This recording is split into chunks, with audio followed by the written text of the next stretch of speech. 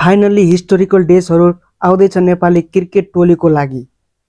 नेपाली क्रिकेटले पहिलोचोटि test nation West Indies जसले 2 चोटि T20 वर्ल्ड कपको विजेता पनि हुन् यस्तो स्ट्रङ टिमसँग खेल्ने मौका पाएका छन्।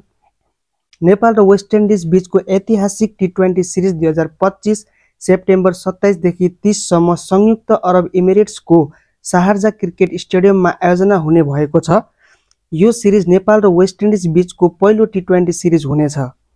यो सिरिज नेपाली क्रिकेट टोलीको लागि महत्त्वपूर्ण अवसर हुनेछ जसले अन्तर्राष्ट्रिय स्तरमा नेपालको क्रिकेटको स्तर र प्रतिस्पर्धात्मकतालाई थप उजागर गर्नेछ। वेस्ट इन्डिज जस्तो प्रतिष्ठित टोलीसँगको खेलले नेपाली क्रिकेट खेलाडीहरूको अनुभव र आत्मविश्वास वृद्धि गर्नेछ। यस सिरिजको तयारीमा केनले आफ्नो टोलीको तयारी र रणनीतिमा ध्यान केन्द्रित गरेको छन्। यसमा साथै नेपालको प्रमुख खेलाडीहरू जस्तै रोहित कुमार पौडेल, कुशल भुर्तेल र दिपेन्द्र सिंह ऐरी जस्ता खेलाडीहरूको प्रदर्शनमा पनि सबैको ध्यान रहनेछ।